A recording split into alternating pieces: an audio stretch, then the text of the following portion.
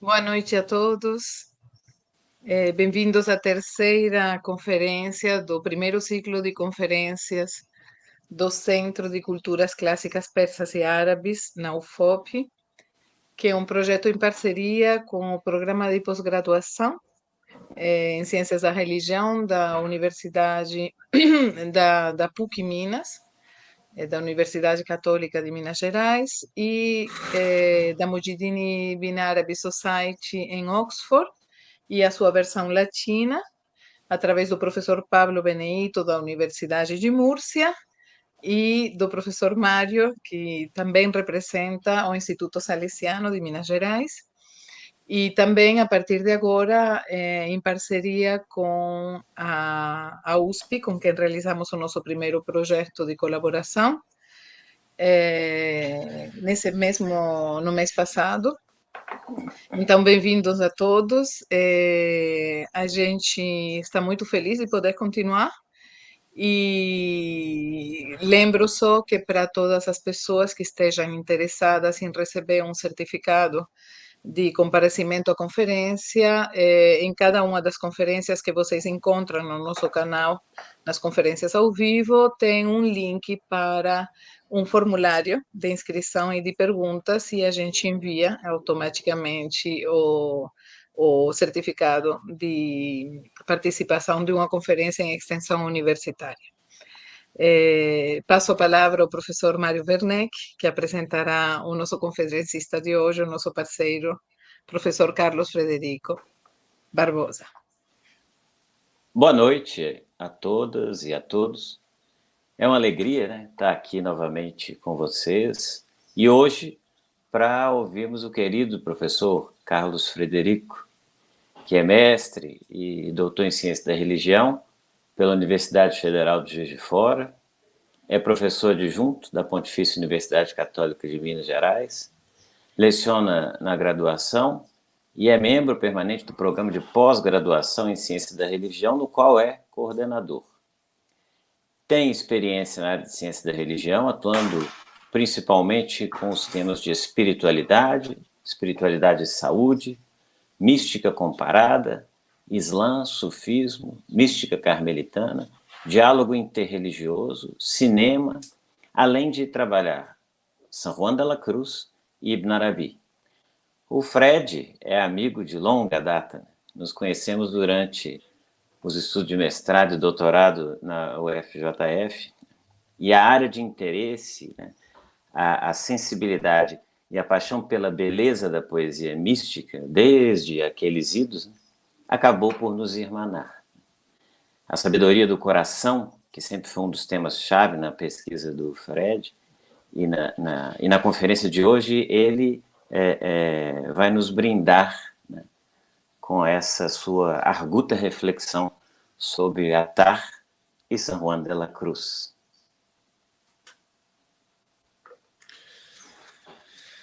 Obrigado, então, Mário, pelas palavras iniciais. Isso mesmo, muitos anos a gente se conhece, né? E continuamos aí na lida, né? Eu só não sou coordenador da pós-graduação, não. Eu sou só um professor aqui na pós-graduação, né? Em Ciência da Religião da PUC Minas, e aqui eu venho desenvolvendo meu trabalho, né? Mas espero que seja uma noite agradável, né, para todos nós, uma noite de possibilidades de conhecimento, né, de expandir os nossos conhecimentos, nossos saberes e assim por diante, né? O tema que me foi colocado é sobre a dinâmica espiritual em Attar e João da Cruz, né? É um tema bem específico de dois autores, né? Um espanhol, do século de ouro espanhol, do século XVI, XVI, né? Espanhol, e o outro é um muçulmano, né? Da região do Coração, né? Depois eu vou falar um pouquinho melhor sobre isso, né? Sobre a região que eles vêm e tudo mais, mas do século XII, mais ou menos, contando o calendário gregoriano, né? E ambos têm uma relação muito forte com a tradição mística. Então, de alguma maneira, o que eu vou abordar tem relação com escritos de pessoas que viveram certos tipos de experiências que foram consideradas inefáveis, quase que difícil, impossível de descrevê-las com a nossa linguagem ou com outras linguagens quaisquer, como a do corpo, das artes, né? Mas, ao mesmo tempo, fizeram isso e deixaram isso consignado, né? Elementos da sua experiência em textos, muitos deles poéticos, muitos textos também comentados. Eu vou focar, sobretudo, em duas obras, uma de cada um deles, né? De Attar, a obra Linguagem dos Pássaros, e de João da Cruz, o Cântico Espiritual, porque ambos escreveram várias coisas, né? Mais de uma obra que a gente pode relacionar a eles, que são da autoria deles. Mas eu queria focar mais nessas duas e fazer mais ou menos o que a gente coloca aí, que está entre o que seria talvez um estudo de mística comparada, o estudo das expressões místicas ou das expressões desses autores na escrita, na poesia ou em comentários de suas experiências que foram consideradas místicas depois, né? Místicas porque acessaram um certo mistério inefável, impossível de ser traduzido na linguagem, e viveram a experiência desse mistério. Não aprenderam somente por um processo intelectual de reflexão, mas viveram uma experiência quase que direta, embora o direto, né, a experiência direta seja algo até impossível, né? Mas viveram a maior possibilidade de algum encontro com algo que eles consideraram sagrado, divino, real, ou a realidade de uma forma direta, né? Eu pus um pequeno trecho de um poema de João da Cruz, Super Flumina Babylonis, né? Sob os rios da Babilônia. E eu vou ler um trechinho desse poema, e eu pus como me inspirar, como algo que me inspirou, e justamente um poema que de alguma maneira fala aí de uma ligação entre os dois. Embora essa ligação não tenha ocorrido do ponto de vista histórico, muito provavelmente João da Cruz não leu Attar, que é bem anterior a ele, né? Mas comungaram em algumas visões, ou compartilharam algumas visões, cada um à sua maneira, né? A interpretações, um dentro do mundo islâmico, outro dentro do mundo cristão, né? E o poema diz assim: ali me feriu o amor, né? E o coração me arrancava. Metia-me, eu fiz alguns cortes, tá? Porque o poema é grande. Metia-me em seu fogo, sabendo que me abrasava, desculpando a mariposa que no fogo se acabava. Estava me consumindo e só em ti respirava. Em mim, por ti, eu morria e por ti ressuscitava, porque a lembrança de ti dava vida e atirava, finava-me por finar-me e a vida me matava. Por ela perseverado, de ver-te a mim me privava. Então foi um poema que eu busquei, porque eu entendo que ali, nesse poema, ele faz uma conjunção entre as visões desses dois autores, né? Inclusive ele fala mariposa que no fogo se acabava. Essa é uma metáfora muito cara, presente na obra do Attar, da Linguagem dos Pássaros, que algumas mariposas viram uma lamparina lá em cima, num castelo, lá no alto de uma montanha, e ficaram curiosas, como é que é o fogo que ilumina por meio daquela lamparina, né? E aí chega uma mariposa, chega pertinho, né? Volta e fala, ó, é algo quente, né? Eu senti o calor quando eu pus a minha asa ali perto do fogo. Aí uma outra mariposa vai lá, encosta um pouquinho, queimou e fala, queima, né? E uma terceira mariposa vai e se joga no fogo e se torna fogo. As outras olham lá de baixo, ó, ela entrou no fogo e agora a gente já não sabe mais o que é mariposa e o que é fogo, mas com certeza ela não vai nos contar o que é se tornar fogo, né? Nós não vamos saber, porque nós não vivemos a experiência dela, né? E aí João da Cruz traz nesse poema essa ideia da mariposa que está lá nessa obra do Attar, né? E fala que justamente no fogo se acabava, se consumia, de alguma maneira essa metáfora e esse símbolo chegou até ele, né? Mas foi interessante que quando eu pus esse início do poema, ali me feriu o amor e o coração me arrancava, né? Aí foi interessante que eu tive primeiro, inicialmente, uma reação da própria Elisa. O que é Ali? É o Ali, né? Primo do profeta? Eu falei, não, Ali é uma palavra que João da Cruz usa muito, que diz de um certo lugar de intimidade, secreto, né? Protegido, em que ele experimenta o amor e o amor o invade de alguma maneira. Mas é um lugar que não é nenhum lugar, e ao mesmo tempo são todos os lugares, né? É o lugar da liberdade, é o lugar da expressão total do amor, da entrega de amantes um para o outro, né? Então é um ali, né? Que é um termo que ele vai usar muito, sobretudo no poema do Cântico Espiritual. Ali tu me deste a sua alma, né? Ali eu me dei toda a ti. Quer dizer, é um lugar que, na verdade, não é nenhum lugar, mas que habita a pessoa, que o experimente, e nessa condição de abertura e entrega total, ali, justamente nesse lugar, se experimenta algo.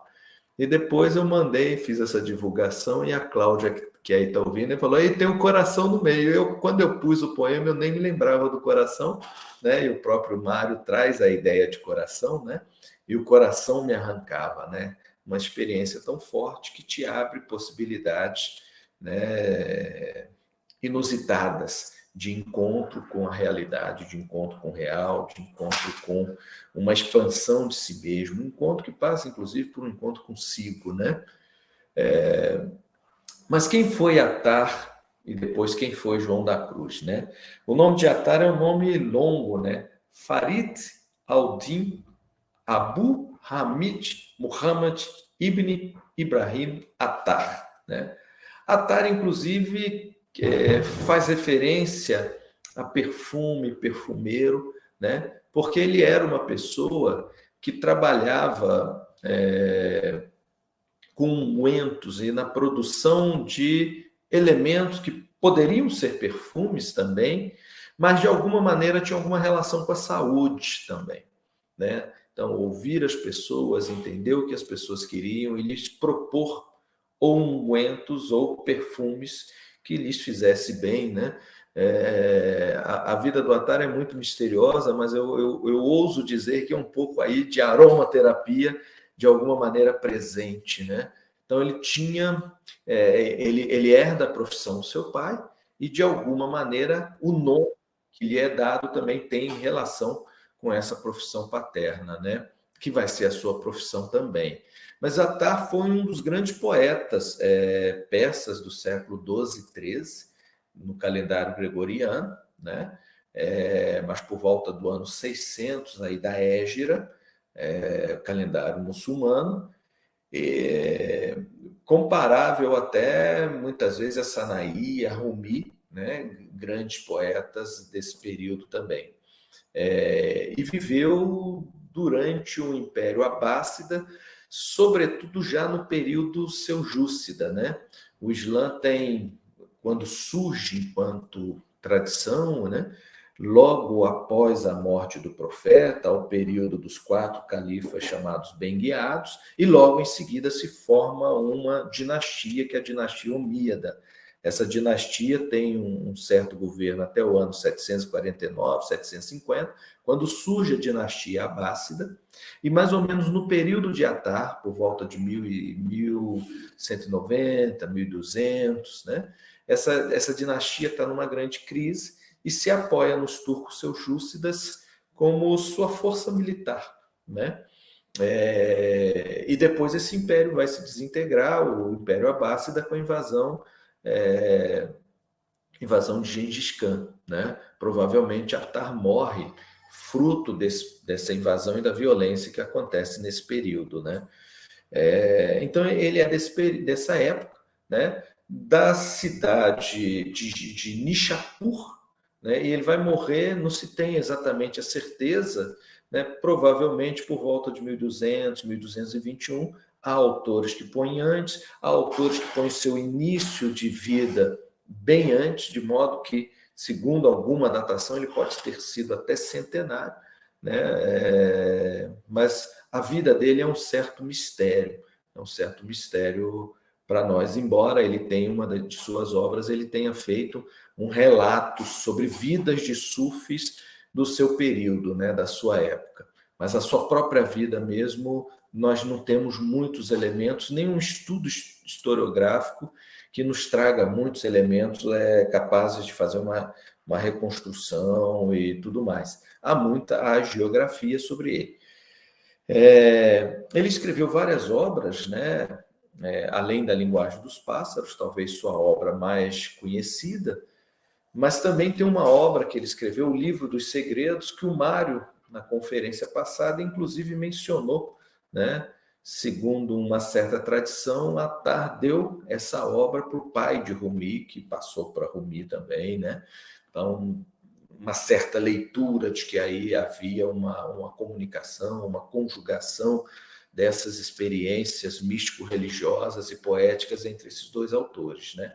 Mas escreveu outras obras também, só vou mencionar o livro da Adversidade, tá? Mas a sua grande obra realmente é A Linguagem dos Pássaros, que é a que eu vou me dedicar aqui hoje, né? Então, vive aí por volta de 1120 e poucos, 1130 no calendário gregoriano, até 1220, 1221 também no calendário gregoriano. No calendário da Égera, daria sua morte por volta de 618, né, no calendário muçulmano. Mas também sem muita certeza dessas datações. Já João da Cruz era um padre carmelita descalço, né, da Espanha, do período chamado Século de Ouro Espanhol, que teve também como importantes figuras Teresa de Jesus e Inácio de Loyola, né? Foi um período também de renascimento das artes, das grandes navegações, né? Então, um período da unificação, inclusive da própria Espanha enquanto nação, né? Por meio da união daqueles vários reinos, com Isabel a Católica, né? Fernando de Aragão e tudo mais, né? João da Cruz, nós já temos mais ou menos certa datação da vida dele. Ele nasce em 1542, não se sabe exatamente o dia de nascimento. Alguns vão falar que foi no dia de São João Batista, 24 de junho, mas isso não se sabe exatamente com certeza.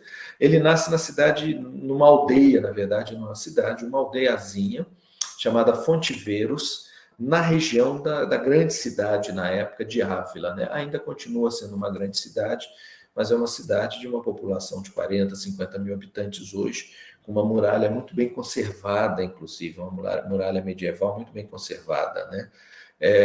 Então, ele nasce nessa região, ele era de uma família extremamente pobre, né? Há uma série de teorias a respeito dele, que são mais hagiográficas que reais acerca da história dele.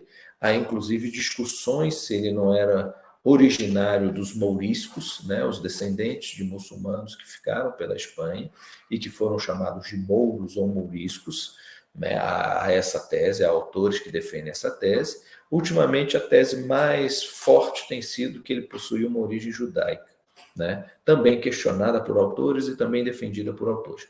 Mas o fato é que ele foi uma criança pobre, né? Trabalhou desde pequeno para se manter, e a muito custo conseguiu estudar.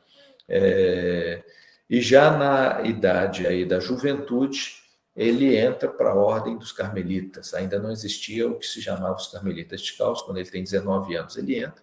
E ele vai assumir o nome de Frei João de São Matias, né, de Santo Matias. Mais tarde, ele quer deixar os carmelitas, ele quer entrar numa ordem religiosa católica bem rígida na sua forma de vida, que eram os cartuchos, mas ele encontra a Teresa de Jesus e Teresa o convence que o que ele queria viver podia ser vivido no Carmelo, que era uma busca de uma vida de mais oração, e junto com Teresa, que já tinha fundado um ramo que se chama os Carmelitas Descalços, né? Ele funda em Duruelo, em 1568, o ramo masculino dos frades. Todo o seu envolvimento nesse processo de reforma, a fundação dos carmelitas, vão gerar conflitos e ele acaba sendo preso em 1577 na cidade de Toledo. E esse foi um momento muito importante na vida dele e é nesse momento que ele começa a escrever o Cântico Espiritual. Ele fica ao redor de 9 meses preso, consegue fugir em 1578, momento de grande sofrimento, tá? Tanto físico quanto interior, espiritual, psicológico, né? Sofria torturas psicológicas, né? Mal alimentado e mal agasalhado para o inverno da região ou para o calor da região também, né? Mas é nesse lugar de grande sofrimento que ele começa a escrever o poema do Cântico Espiritual, né? Ele tem 4, além de vários poemas e cartas, ele tem 4 grandes obras, né? Que é o Cântico Espiritual, talvez sua obra mais importante, A Noite Escura e A Subida do Monte Carmelo. Essas duas são um comentário a um conjunto de poemas, a um poema com 8 estrofes chamado Noite Escura, tá? E A Chama Viva de Amor.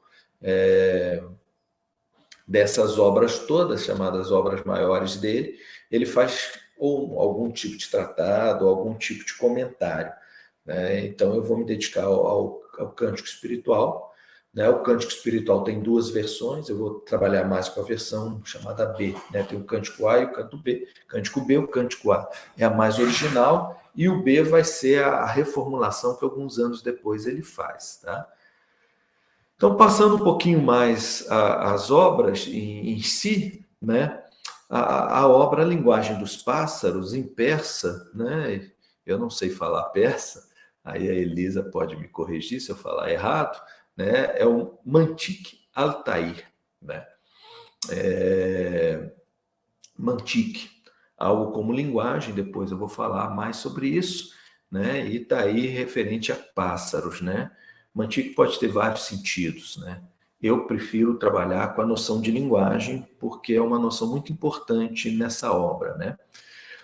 A Mantik Altair é uma obra importante na vida de Attar. Ela foi escrita toda em persa, propriamente dito, e num estilo poético persa, que é o Masnavi, né? Rumi também escreveu, o Mário estudou uma obra do Rumi, chamada justamente Masnavi, ou Masnavi, aportuguesando, né?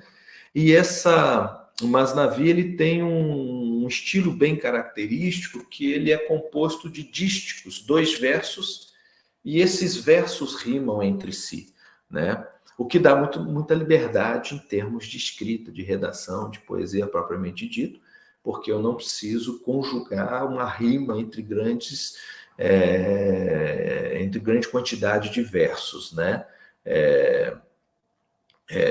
Apesar dessa liberdade e de ser uma obra grande, ela é uma obra que possui uma certa unidade, né? Ela traduz um certo estilo que aparentemente é fragmentado, porque há uma história principal, que é a viagem dos pássaros em busca do encontro de um rei ou de uma rainha, que é a Simurgh, que é um pássaro feminino, né? Não é masculino, apesar de na minha versão em português ele é traduzido no masculino, mas ele é feminino, né? Então a narrativa principal é dessa viagem, né? Desse percurso que os pássaros desenvolvem rumo ao encontro da Simurgh, né? E por outro lado, no meio da obra vem uma série de outras narrativas, várias, né? Então aparentemente ela parece algo fragmentado, algo quebrado, mas não é, porque essa unidade da viagem e toda a sua lógica meio imagética, imaginária, baseada no amor e na mística, confere uma unidade a essa obra e geram, inclusive, um efeito interessante que está muito presente em muitas obras ou peças de arte semítica, que é uma pluralidade de expressões que, quando conjugadas, ou de partes que, quando conjugadas, podem levar a obra ou a peça, aqui a narrativa poética, a se expandir em possibilidades infinitas de interpretação, de adaptação, de aplicabilidade na própria vida, né? Então eu acho muito interessante esse estilo árabe, árabe persa, que de alguma maneira está na música também e está nas artes visuais, na arquitetura, né, que conjuga essa unidade com a diversidade, e justamente essa conjunção propicia, né, que o significado se estoure e amplie, não se reduz ou não se restringe a um tipo de significado, que é muito comum nos grupos mais ou menos chamados fundamentalistas, que leem um texto apenas num sentido, né? E aí sim a história tem os seus sentidos inflados, né? Essa obra Mantiq Altair, ela pode ser traduzida, e é traduzida muitas vezes, como a Conferência dos Pássaros, tá? Um dos nomes dele, né? Eu prefiro utilizar a linguagem, porque no início da obra há realmente uma conferência dos pássaros. Os pássaros se reúnem e a polpa, um tipo de pássaro, essa que está aí na minha foto, na imagem que aparece aqui atrás, né? Na imagem digital, né? Não é imagem real, a polpa reúne os pássaros, convoca todos os pássaros do mundo e diz: todos os povos têm seu rei ou sua rainha, e nós não temos. Mas existe um pássaro, a Simurgh, que está lá na montanha de Kaf, né? E nós podemos ir ao encontro dela, né? Então a palavra conferência ou assembleia muitas vezes é utilizada também, né? E eu trabalho mais com a linguagem, mas a linguagem também, o próprio Attar dá um outro nome a essa obra, que é Zaban e Murkhan, né? Que também tem a ver com linguagem, ou Makmat e Tuyur, as estações dos pássaros, aí no plural, né? Porque essa obra também fala em estágios, em etapas, em estações, que é um termo muito importante na tradição sufi, né? Attar era um muçulmano de tradição sufi, de uma perspectiva sufi, de uma abordagem sufi da vida. Grupos que cultivam, né, e cultivam até hoje, porque esses grupos ainda existem, uma visão mística, interior, esotérica da própria crença islâmica, né? E Mantiq, quando a gente pensa em termos de linguagem, por isso também eu gosto da palavra linguagem, ela vai apontar para o significado de uma linguagem mística, de uma linguagem esotérica, né?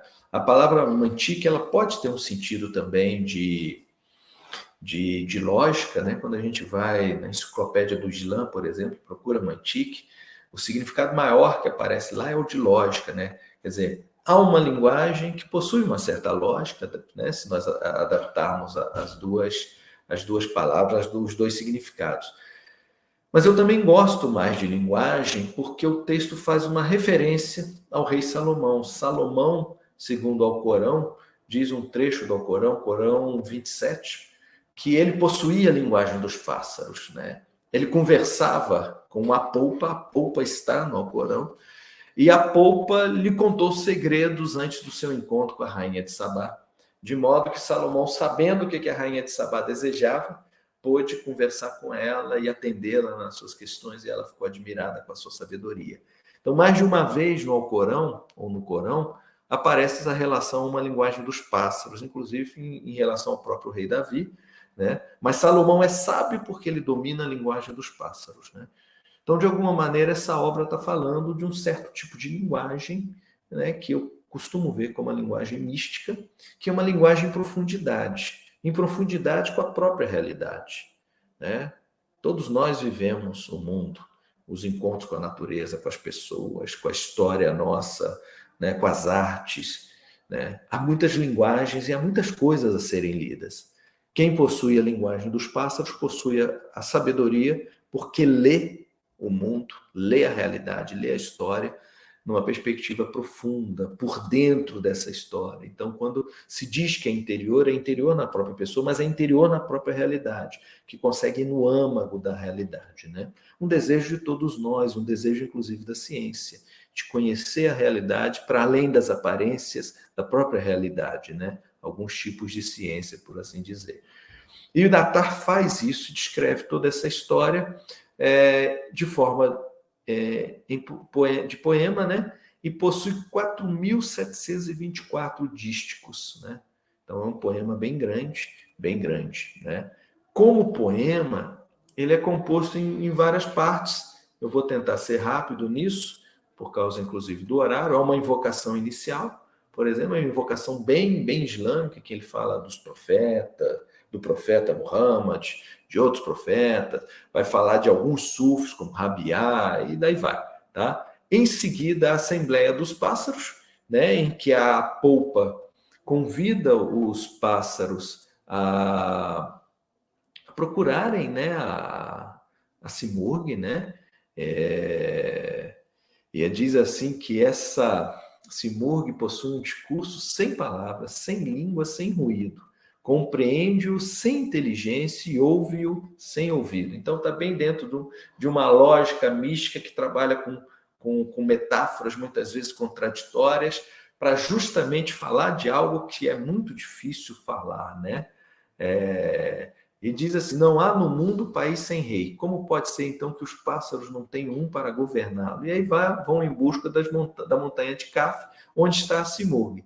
Mas aí o que acontece? A segunda parte, a terceira parte, né? Então, primeiro, a introdução, segundo, a assembleia dos pássaros, a terceira, as desculpas dos pássaros. É interessante a gente pensar nisso, porque se cria uma verdadeira tipologia de desculpa dos pássaros para não se colocarem no caminho que é a viagem dos pássaros rumo a Simurgh, né? E são desculpas várias, desde eu não posso ir porque eu plantei uma rosa, eu tenho que cuidar da rosa, eu comecei a trabalhar agora, eu tenho que cuidar do meu negócio, né? Eu tenho os pais idosos, né? Então a Attar faz uma verdadeira tipologia, né, de traços espirituais que, por meio de desculpas, não se põem a caminho. E aí vem a parte central da linguagem dos pássaros, que são os 7 vales. Os pássaros, para chegar à montanha de Kaf, precisam atravessar 7 vales, né? É o vale da busca, o vale do amor, o vale do conhecimento, o vale da independência, que é um pouco independência em relação à realidade, mas desapego, o vale da unidade, que é o 5º vale, da perplexidade, o 6º, e por último, o vale da pobreza e do aniquilamento, né? Logo em seguida, vem a atitude dos pássaros quando chegam na Simurgh, eles chegam à montanha de Kaf e só chegam 30 pássaros, né? Aqueles milhares de pássaros não conseguiram chegar, ficaram pelo caminho, né? E esses pássaros que chegam, né, na tradução em português de Attar, chegam pasmos, sem plumas e sem asas, fatigados e abatidos, com o coração partido, a alma agoniada, o corpo arruinado, sem cabeça nem patas. O que digo? Sem corpo, né? Então eles chegam totalmente despedaçados, os 30 que sobram, e chegam lá, batem na porta do castelo, da habitação da Simurgh, né? E essa porta abre-se lentamente. O que acontece? Vem o mordomo da Simurgh. Não vem a Simurgh, né? E o mordomo fala assim: o que vocês estão aqui? Nós viemos de muito longe, estamos acabados, viemos, a nossa vida toda foi para encontrar a Simurgh. E aí o mordomo fala, mas a Simurgh não vai receber vocês, né? E aí aqui fecha a porta. E aquela decepção, né? Passamos a vida toda atrás da Simurgh e a Simurgh não vai nos receber.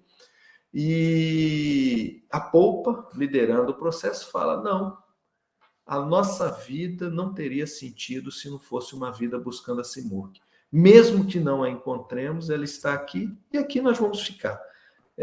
Todo esse esforço, todo esse empenho valeu a pena e nós vamos ficar aqui. E ao não desistirem e voltarem para trás desanimados, acontece uma percepção mística, né? Uma intuição em que esses pássaros se reconhecem que eles são a Simurgh e a Simurgh é eles. Porque a palavra si, né? E aí a Elisa pode até me auxiliar mais, né? Mas pelo menos é assim que eu sempre li, si quer dizer 30 em persa e murg, pássaros. Então, eles são a Simurgh e a Simurgh é eles, né? Eu já vou adiantar um elemento. A Tar está dentro dessa tradição de uma narrativa em que há etapas, né, num processo rumo ao cume, que é um certo tipo de união mística e tudo mais, né? E é interessante que, se pegamos em João da Cruz, esse processo é todo individual e ele descreve como uma pessoa junto com o amado, com Deus, sozinha. Em Atar, essa perspectiva é coletiva, isso é muito bonito. Quer dizer, para eu perceber essa realidade, ou real, né, para usar uma palavra cara, a Ibn Arabi, que eu estudei, ele não falava lá, né, ele falava o real, porque Alá é uma nomeação humana e isso de quem eu estou falando é muito mais amplo que qualquer possibilidade de nomeação humana, Al-Haq.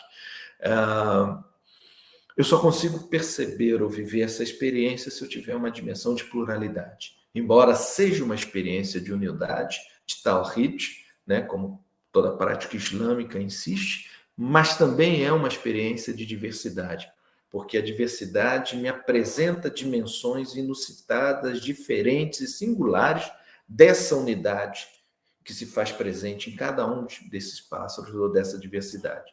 Então, é uma expressão muito bonita. E, por fim, é o epílogo em que Atar faz uma descrição muito bonita do amor necessário para eu entrar nesse caminho, né? Mas aí o amor eu volto depois, vamos tentar passar para João da Cruz, eu vou pular algumas partes. É interessante que no mundo persa, no mundo muçulmano em geral, Henri Corbin vai falar que tem uma ornitosofia, um ciclo do pássaro. Ornitosofia é Lúcio Lopes Baraldi que fala.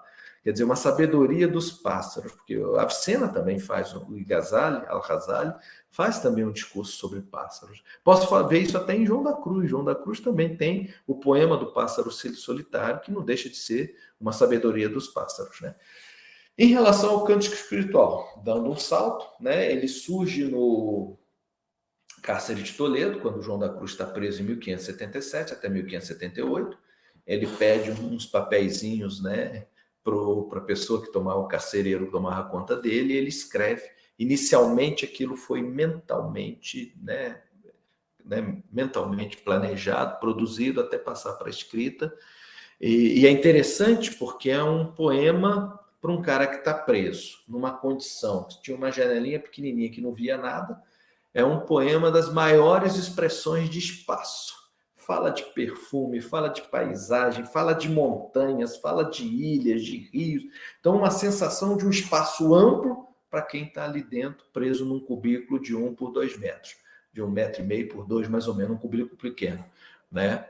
Então é interessante, quer dizer, o fazer esse poema e a experiência que gerou esse poema é o que o salvaram, de alguma maneira, de um processo psicológico complicado, de doentio.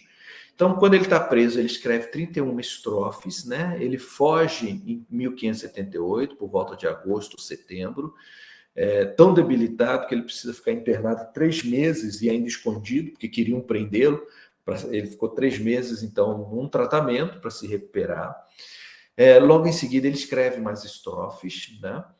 E quando ele recita esse poema que ele sabia de cor, se pede que ele comente. E ele comenta para uma monja, Ana de Jesus, ele deixa isso por escrito. E alguns anos mais tarde, então esse poema e o escrito até 1581, mais ou menos, né?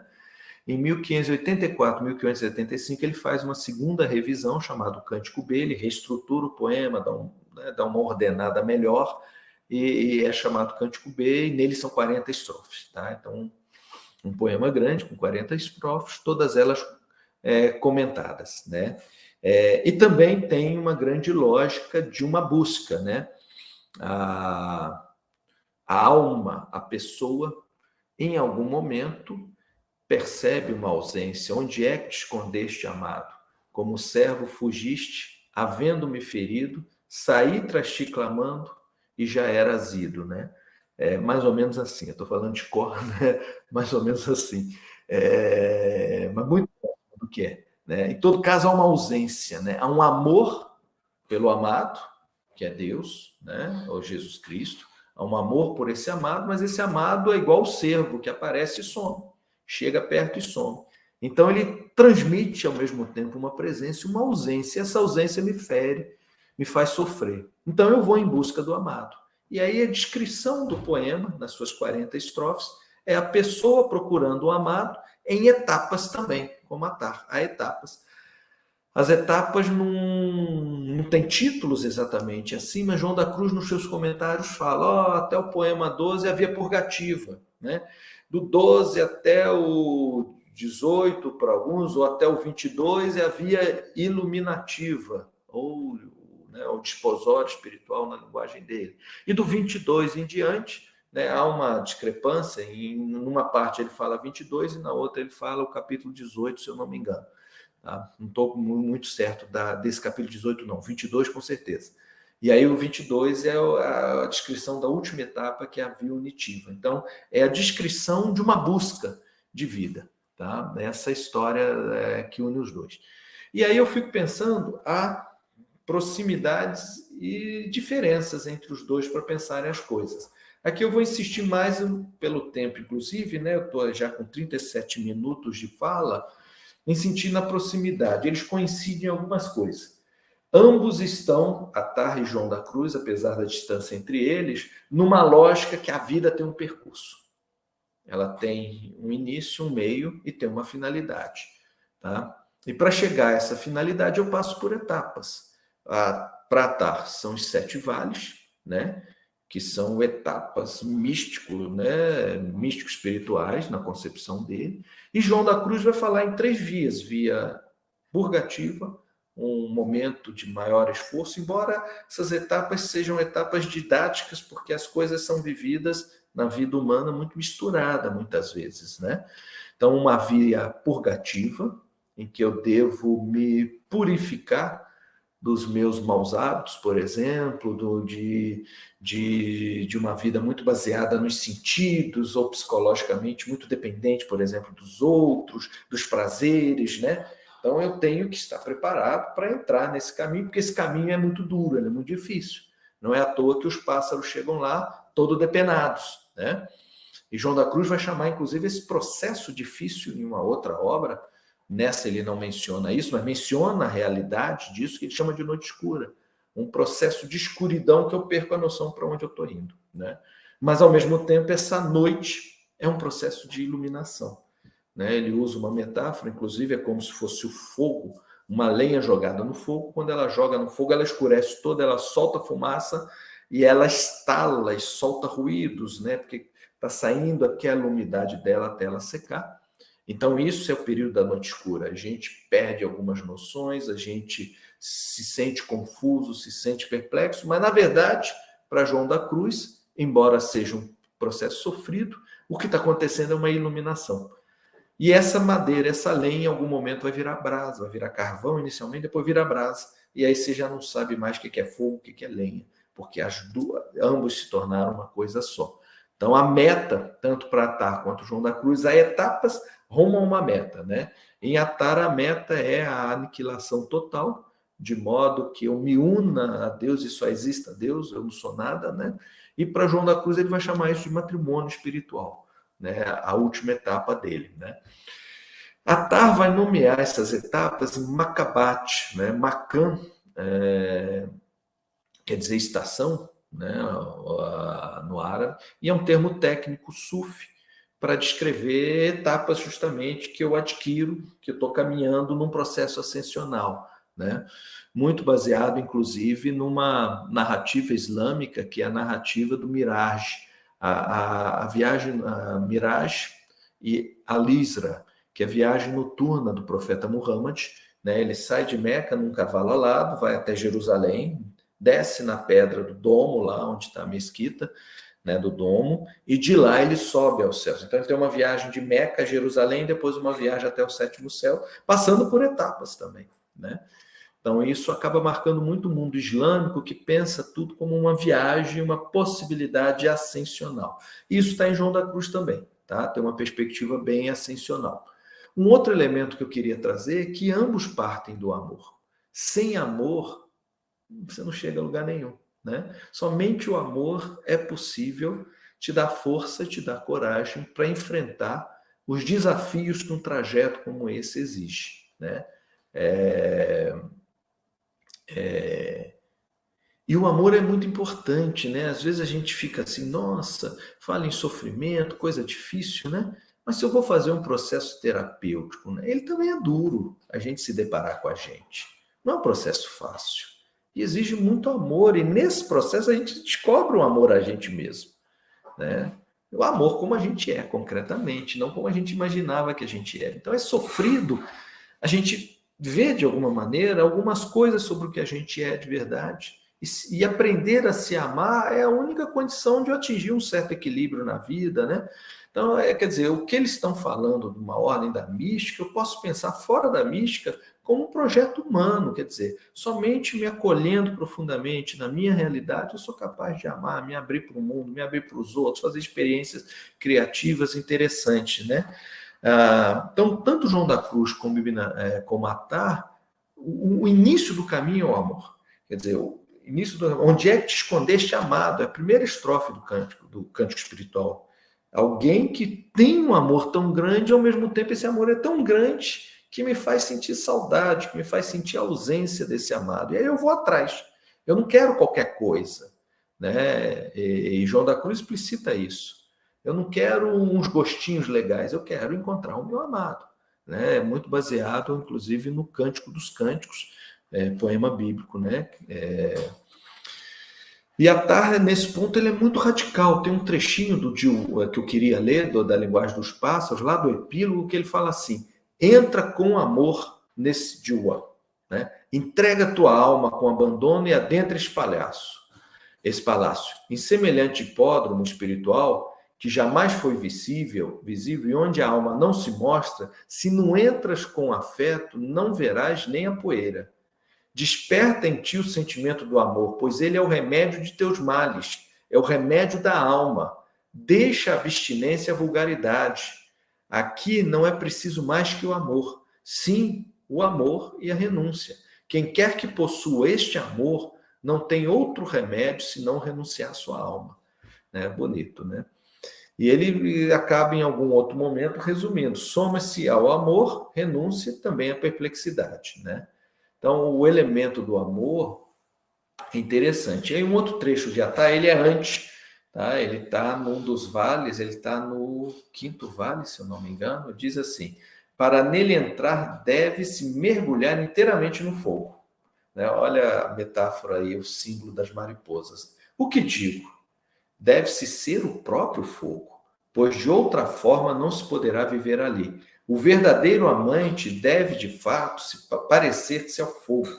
É necessário que ele tenha um rosto inflamado, que seja ardente e impetuoso como o fogo. Para amar, não se deve ter segundas intenções. Deve-se estar disposto a atirar prazerosamente sem mundos ao fogo.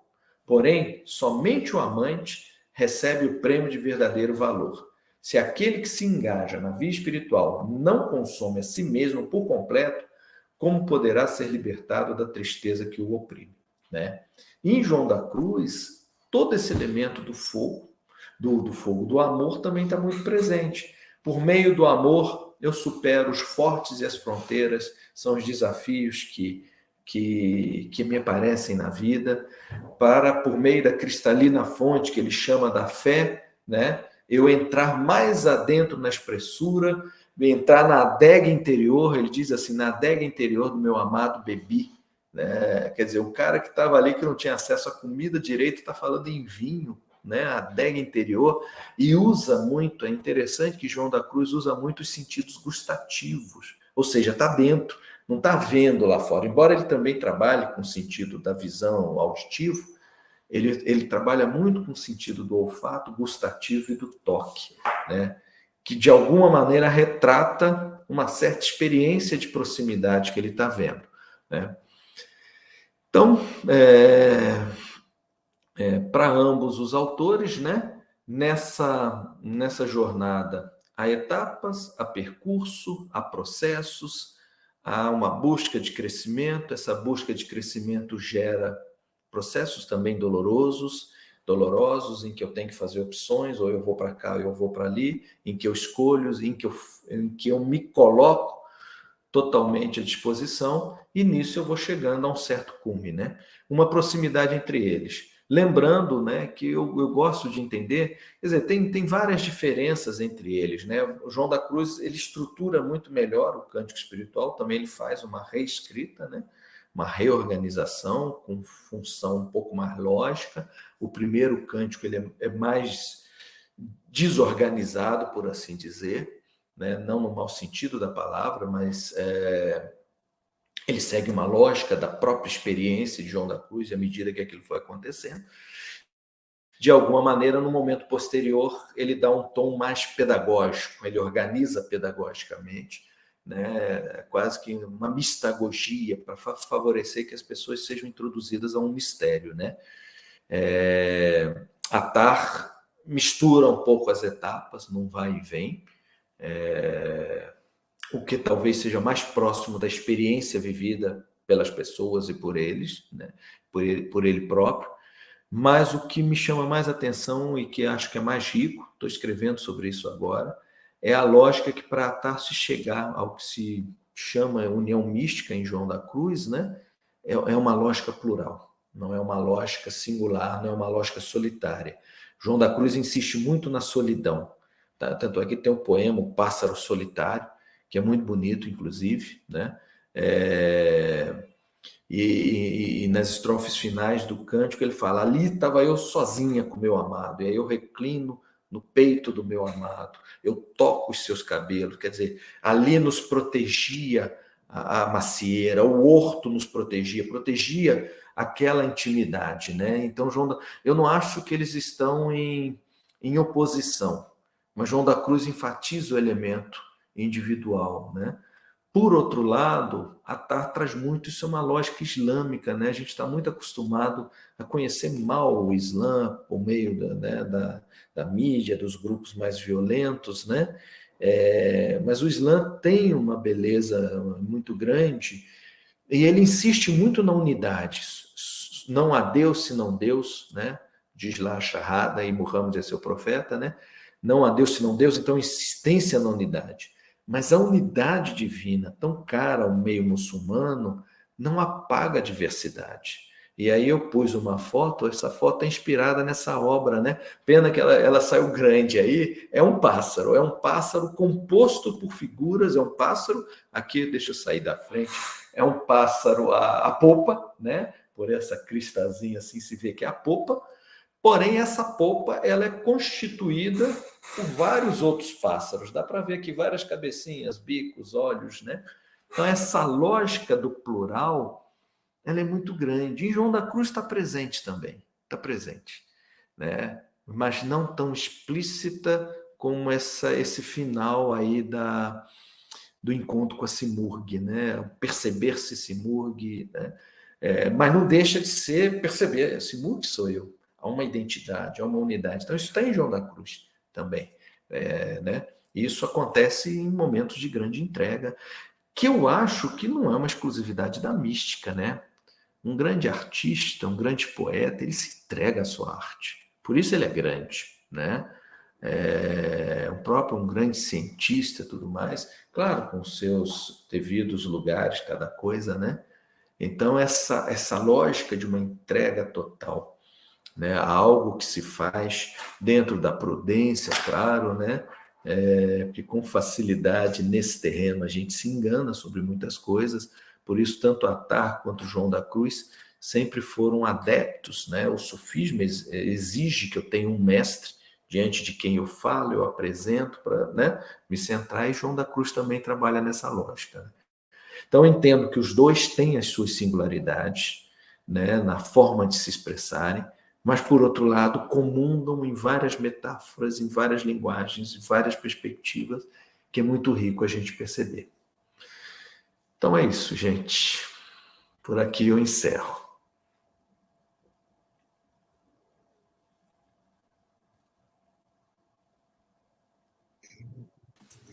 Muito obrigada, muito obrigada, Carlos. É fantástico. São dois mundos profundos que se cruzam. Me faz pensar na ideia que Binarabi nos propõe de três círculos, né? No qual se reconhecem como irmãos aqueles que, em vez de ficar buscando conhecimento ao redor do círculo, decidem em um ponto ir profundamente em direção ao centro. E apesar de ser culturas e formas e crenças e estruturas mentais totalmente diferentes, quando fazem um caminho em direção ao centro, e a essência, eles chegando lá se reconhecem. Ah? Assim e os outros. Eu quero cumprir a minha palavra de ler um pouco do final do Mantacoter. Ah? A gente tem, por convicção da equipe de colaboração, a intenção de sempre incentivar tanto o significado que os poetas transmitem através do som, mesmo não conhecendo a língua, acreditamos piamente que transmite certas informações,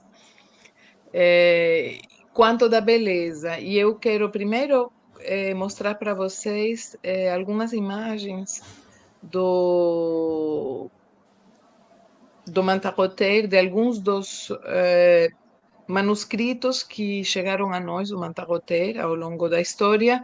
Os copistas copiavam e se faziam presentes os reis, os governantes, investiam em anos e anos de trabalho em caligrafia e iluminura de alguns. E encontrei aqui só para trazer, nesse fechamento antes das perguntas, 2 ou 3 imagens para vocês compartilhadas.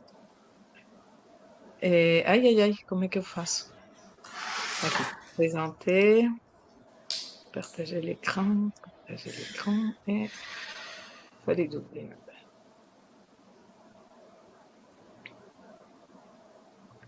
Nós temos aqui, olhem o detalhe de uma das histórias do Mantacoter.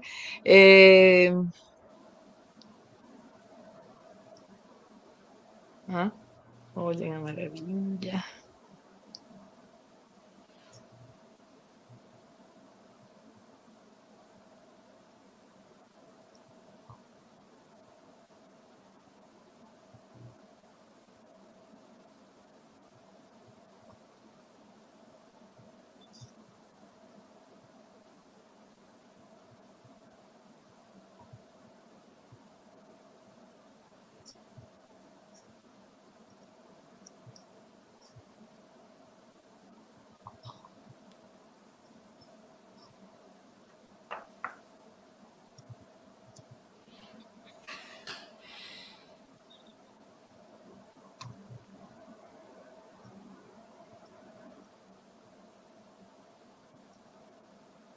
Bem, e agora, pedindo permissão e perdão também, farei o melhor possível para compartilhar com vocês alguns poucos versos do fim do Mantacoter.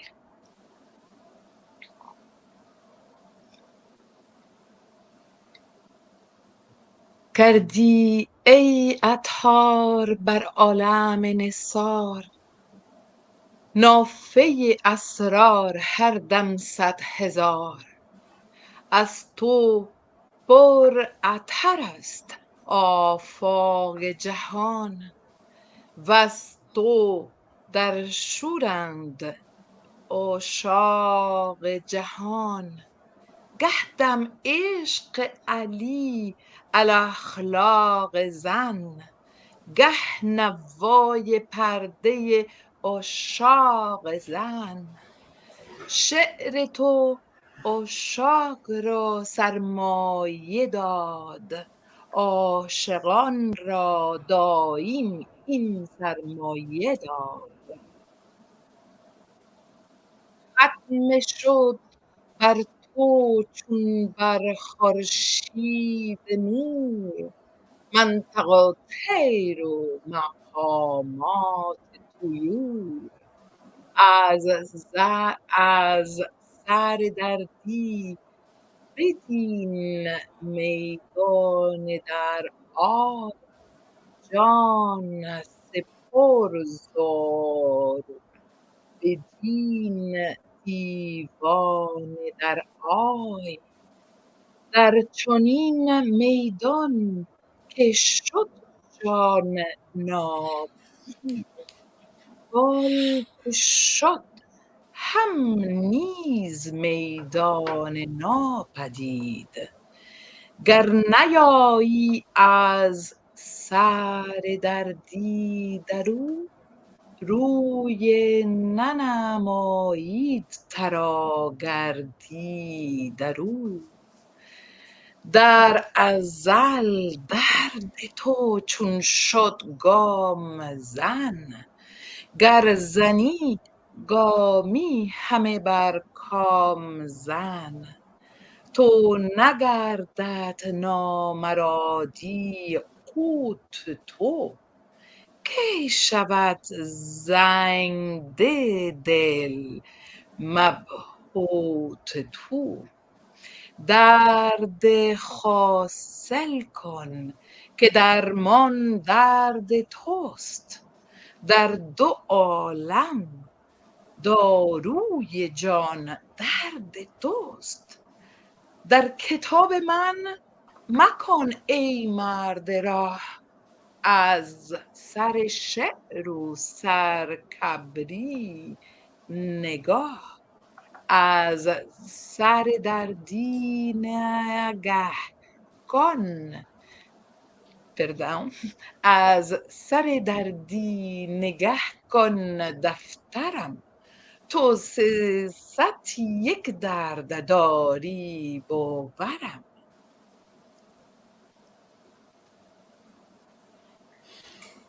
um pedacinho. Uma beleza, né? Uma beleza. Então, gente, depois dessa belíssima explanação do professor Carlos e dessa beleza, né? Ver a Elisa recitar é sempre muito bonito, né? A gente abre para as perguntas, né?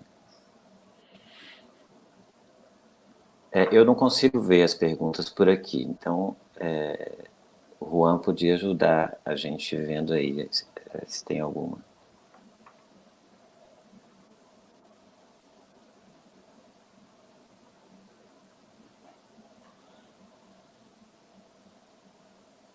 Mas eu já teria, assim, uma primeira, Fred. Como é que você vê essa influência entre a poesia árabe e persa na literatura ibérica dos anos de ouro da Andaluzia? Olha, Mário, como é que eu vejo? Eu vejo que há influência, tá? Muito rica, por sinal. A Lucy Lopes Baralt, eu não sou uma pessoa da área de letras e literatura, né? Mas ela diz assim que não se encontra um elo, é como se fosse um elo perdido, que ninguém conseguiu achar exatamente, né? Mas é fato inegável que... Eu estou falando mais do ponto de vista da mística propriamente dita, eu não conheço profundamente outros aspectos da literatura, né, persa, árabe, lá na Península Ibérica, Mas estou pensando aí, sobretudo, em João da Cruz, porque há autores, né, que vão falar dessa influência mútua entre eles. E quando você lê as duas obras, né, João da Cruz, Teresa, e mesmo textos de tradição persa ou árabe, você vê uma semelhança muito grande nas metáforas, no estilo literário. Então, eu falei aqui, Attar trabalha, né, o texto de Attar tem uma história, né, uma história grande, que é a Viagem dos Pássaros, e que, de alguma maneira, vai sendo recheada ou permeada por pequenas histórias dentro de cada vale, por exemplo. Tem um vale da unidade, tem 6 histórias ali dentro, ou 7, né? Diferentes, que aparentemente não tem relação uma com a outra, né? Porque a lógica que as une é imagética. Aí você vai para João da Cruz, você vê uma lógica muito semelhante, que também é imagética, que pega um conceito, estoura esse conceito, vendo vários significados dele. Né? Noite. Noite pode ser o quê? A noite pode ser uma experiência de escurecimento psicológica, mas noite pode ser também o próprio Deus, porque, né, quando a gente se aproxima dele, a gente não consegue conhecê-lo, porque é tão infinito. Então, quer dizer, ele vai pegando os sentidos e vai ampliando possibilidades de pensar. Então, alguma influência, com certeza, houve. Né? O seu estilo é um estilo de leitura, por exemplo, do Cântico dos Cânticos, é um estilo muito baseado numa lógica semítica de pensar as realidades. Né? E eu vejo que isso potencializou. Pode ser que tenha feito isso, inclusive, de forma inconsciente, que ele viveu isso na cultura do seu redor, né? Foi um período que ele viveu já de grande perseguição aos muçulmanos na Península Ibérica e aos judeus também. Em 1492, eles são expulsos oficialmente da Península Ibérica, embora vários tenham ficado. E em 1605, os muçulmanos são expulsos, né? Então, aí está no período, mas antes de ser expulso, todo um processo de censura, de controle, né? E, ao mesmo tempo, isso sai pelos poros de João da Cruz e Teresa, né? Então, eu acho que há, sim, uma comunicação, de alguma maneira, entre esses dois mundos. Ok. E é legal a gente pensar, é interessante a gente trazer esses autores, né, para a nossa contemporaneidade. Né? E aí, assim, eu vejo isso muito com o Rumi também, né? Como é que a poesia dessas pessoas, como é que ela é atemporal, né? E como é que ela proporciona uma leitura de uma realidade que pode ser aplicada à nossa contemporaneidade, à nossa vivência, né, própria. E aí nessa, eu já faço uma outra pergunta para você, que é como é que essa reflexão sobre São Juan de la Cruz e Attar pode nos auxiliar a estreitar os laços com a diversidade cultural e religiosa em um mundo com tantas crispações como esse nosso, né? Eu concordo plenamente com você. Eu acho que a gente está num tipo de mundo e sociedade e que é muito bem-vindo esses textos clássicos de todas as áreas, da história, da geografia, da literatura, das artes, né? O resgate desse mundo clássico, eu acho que ele traz não um resgate como a cabeça ela te traz, mas um resgate com as cabeças de hoje, com as questões de hoje, mas trazê-los para hoje para nos ajudar a pensar uma série de coisas. E o que me chama a atenção que são reflexões ou pensamentos ou formas de se expressar que dão um toque de profundidade à vida. E eu acho que a gente precisa disso. Eu acho que a gente precisa disso em tudo, né? O paladar, por exemplo. Nós estamos acostumados com fast food, mas quer dizer, você vai para um paladar árabe persa, a riqueza com que se trabalha, né? Esse tipo de realidade, os cheiros, os perfumes, né? Você vai num mercado persa, a quantidade de perfumes que tem ali, as tonalidades, e nós perdemos muitas dessas coisas na nossa sociedade tão rápida, tão industrializada, tão mecanizada, né? Que traz suas vantagens, como nós estamos aqui agora falando, né, pela internet, uma grande vantagem da tecnologia, claro, mas a gente não pode perder o outro lado, que é o que nos faz humanos, né? De vivenciar certos ritmos, certos tempos e certa profundidade. E eu entendo que um elemento que Attar e João da Cruz colaborariam muito é pensá-los, por exemplo, para a questão do diálogo. É lógico que cada um está na sua época, né? João da Cruz ele é um cara muito centrado na visão cristã dele.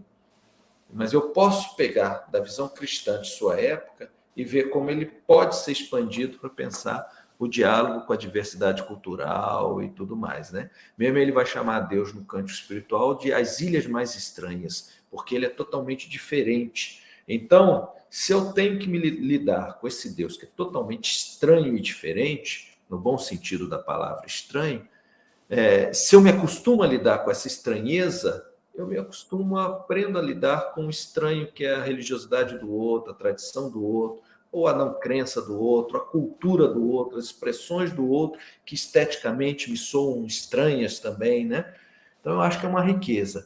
Attar chega a um cúmulo muito mais expresso, né? Attar usa metáforas muito transgressoras, né? Tem um caso que é um certo mistério que ele narra,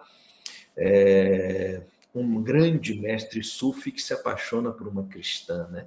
E por amor ele se torna cristão também, né? E aí todos seus amigos o abandonam, né? E por amor ele vai à igreja, ele, né, come carne de porco e tudo. Então tem um lado transgressivo que muitas vezes a experiência mística, né? Porque o que gera intolerância? Muitas vezes são coisas pequenas.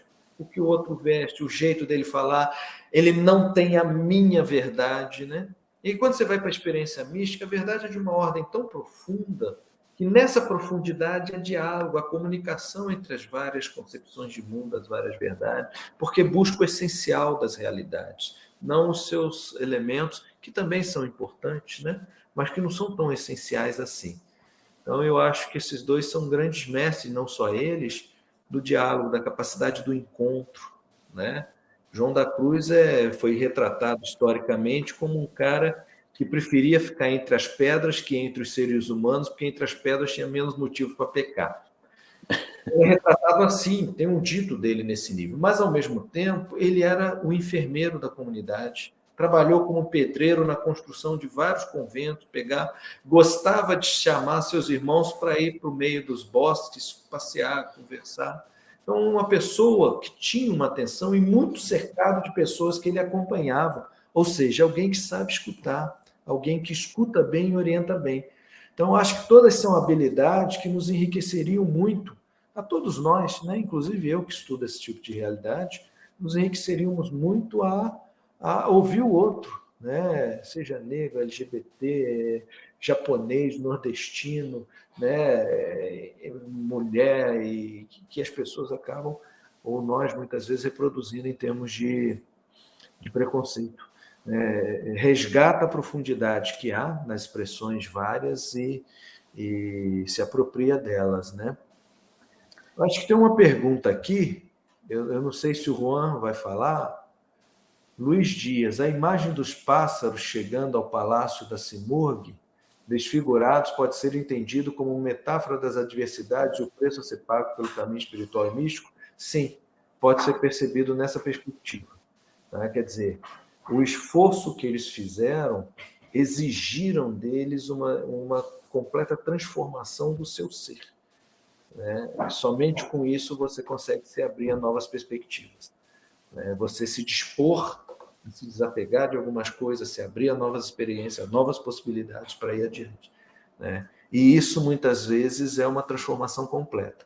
Aí ele usa a linguagem dos pássaros desfigurados, né? Mas muitas vezes as pessoas que nos conhecem vão falar: você não era assim, você está diferente, né? Porque, de fato, essa experiência, ou a experiência do encontro com o outro, né? Ela nos convoca a uma mudança de postura, de atitude, né? O encontrar-se com a face do outro, né? Com a expressão do outro, com a singularidade do outro, nos convoca, né?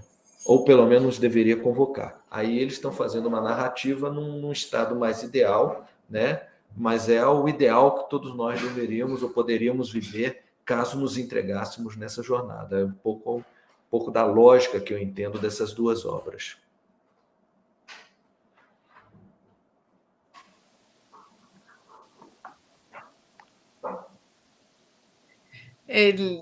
Fred, tem uma coisa muito interessante que você falou e que eu venho notando nos poucos anos que tenho estudando Mantarotei, que tem a ver com uma qualidade que a TAR tem, muito forte, que você citou para os dois, tanto para São Juan de la Cruz quanto para a TAR.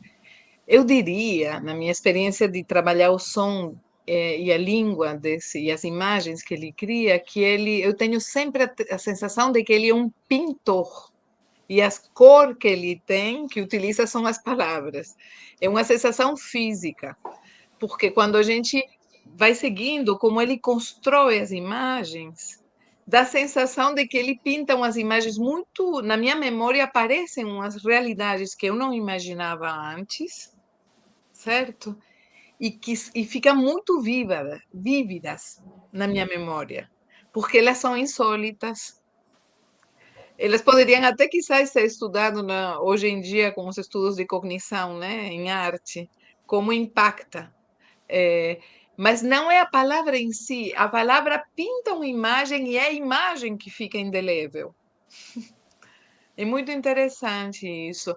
E como, assim, outro elemento que você mencionou, que me parece muito interessante, é que San Juan era um carmelita descalço, né?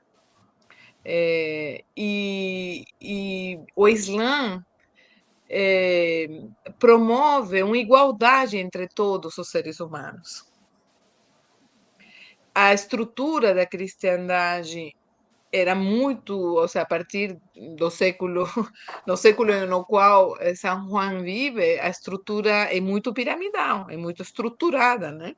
É uma herança do Império Romano, é toda cheia de uma estrutura piramidal. Eles escolhem como os franciscanos tinham escolhido seus irmãos pobres, né? Os irmãos pequenos, né?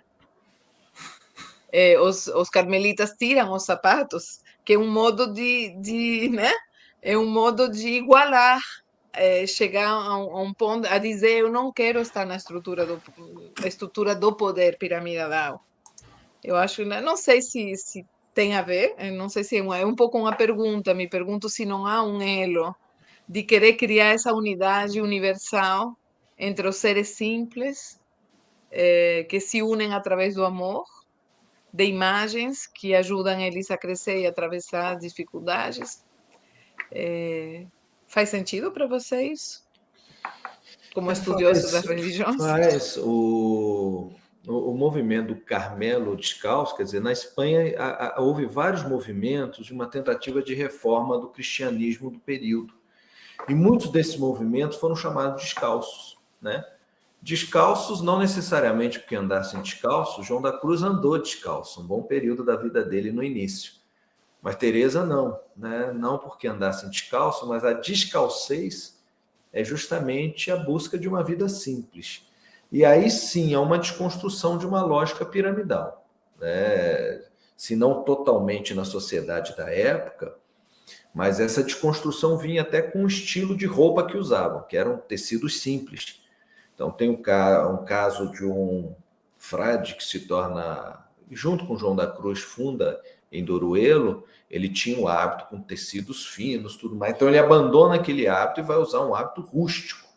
Então isso tira um certo status dele social, né? Ele tinha um status interessante, a ponto de que Teresa duvidava que ele ia dar conta de fazer esse processo. Então há um deslocamento social também no fenômeno da descalcez.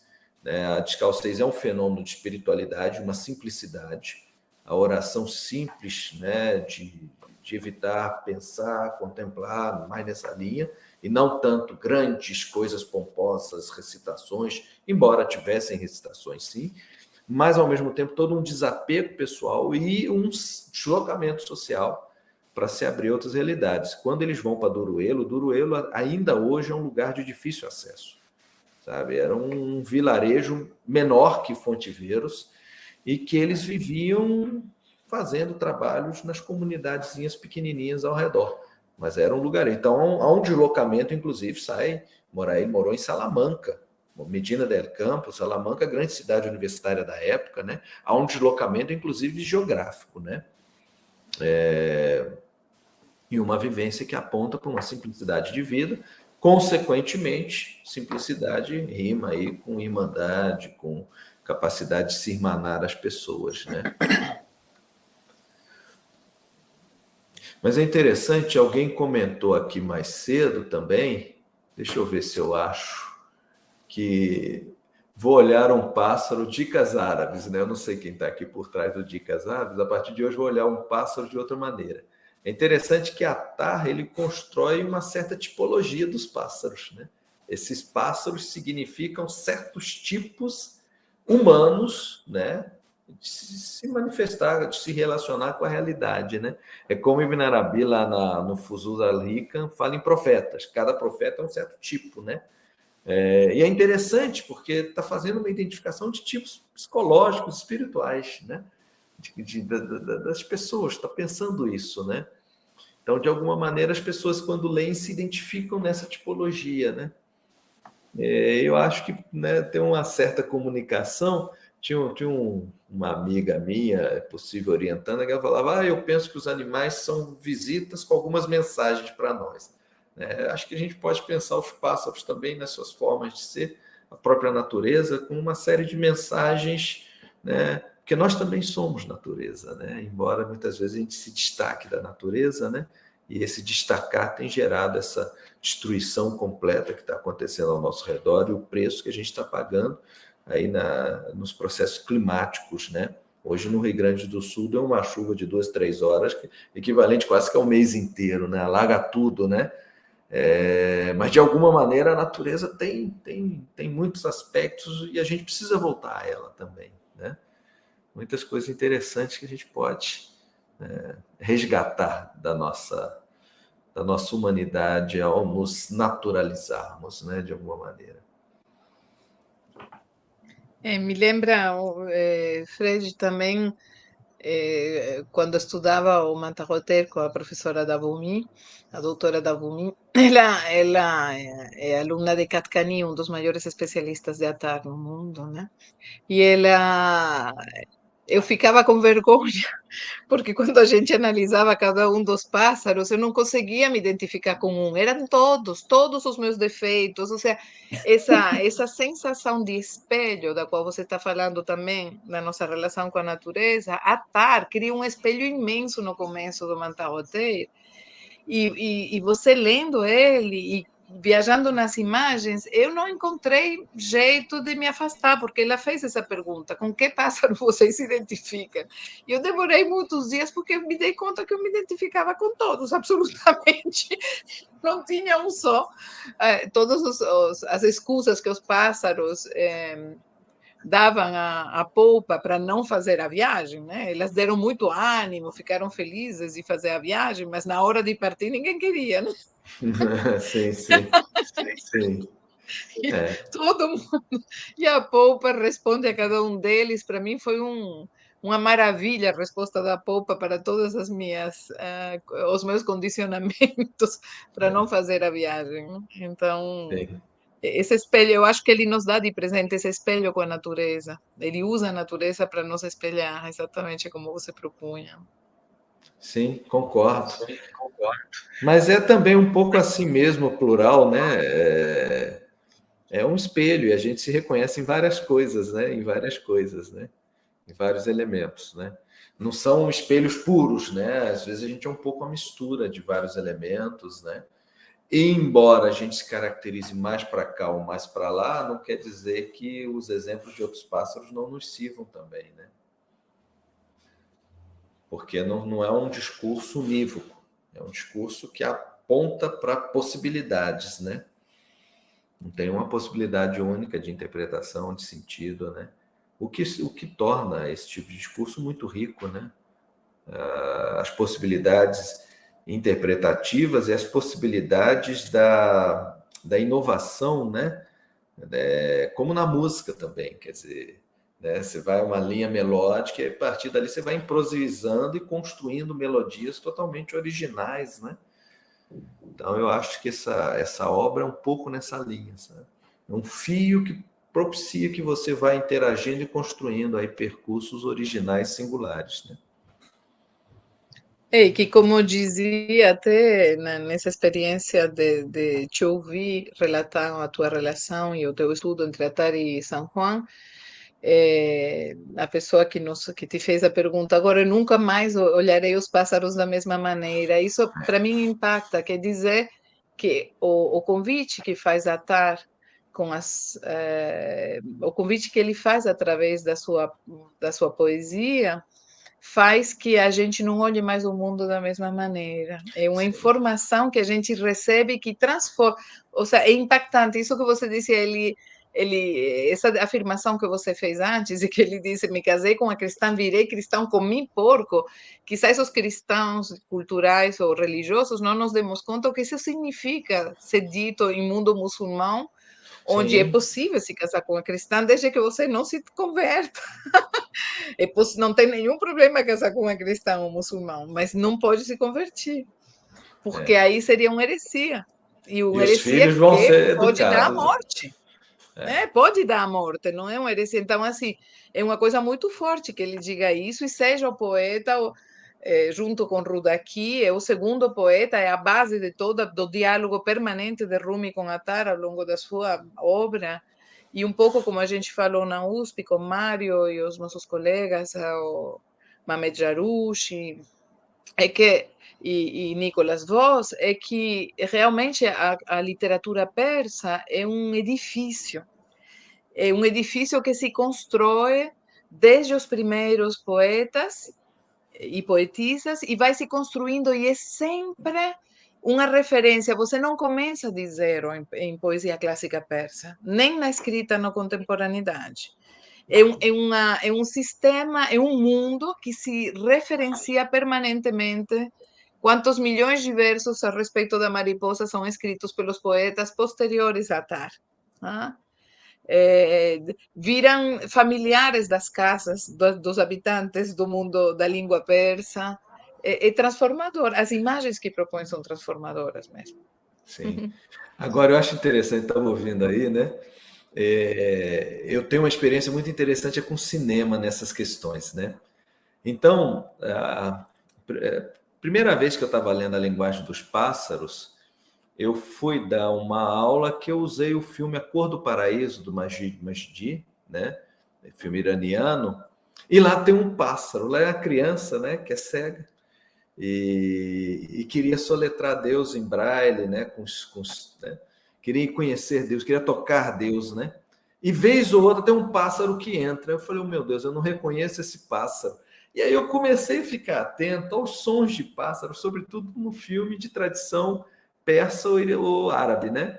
Tem um filme também do Babi Aziz, do Nasser Khemir, o príncipe que queria contemplar sua alma, né? Há uma tempestade de areia, eles saem do deserto coberto aí de areia da tempestade, e nisso vem duas popas andando. Quer dizer, isso é muito significativo, né? Ele coloca isso no filme porque ele quer descrever que ali tem um percurso, como a popa que está convidando para ir num percurso, num grande encontro de sufis, né? Então, eu acho muito legal, né, nessa arte, como é que se apropria desses elementos. Quer dizer, é uma obra de arte, Attar e João da Cruz, né? Os seus poemas são grandes obras de arte, mas, ao mesmo tempo, se apropriado também pela arte plástica, arte cinematográfica, pela música, né? Attar gerou um monte de iluminuras, né, descrevendo, né? Aquilo que você falou é visível quando lê, porque ele é um poema de João da Cruz também, que está na ordem do imagético. É uma lógica que não é uma lógica linear, racional. A lógica é imagética, imagem comunicando com imagem e, e né, gerando sentidos, deslizando e gerando sentidos. Não prende, desliza como um processo metonímico, né? Desliza e gera sentidos, né? Gera Por isso, sentidos e transforma visões, né? amplia as nossas visões, amplia as nossas percepções, amplia a nossa sensibilidade, a nossa sutileza de perceber as coisas, né? De sentir as coisas, né? Então é humanizante, num certo sentido é muito humanizante, né? No sentido de perceber sentidos diferentes, né, para a nossa vida, né? E Sentidos é que eu legal falo, ver, é sentido interessante mesmo, ver né? isso, né? Sim. como é que a universalidade desses autores, ela se dá justamente porque eles mergulharam profundamente na própria tradição e dali colheram um universal presente num particular. Isso é muito legal, né? Sim, sim, exatamente, exatamente. Muito interessante isso, muito legal. Bom, eu acho que tem alguma pergunta a mais que vocês queiram fazer? Então, quizás possamos chegar ao fim. Eu sei que o professor Efred vai ter que dar aula imediatamente após a nossa conferência.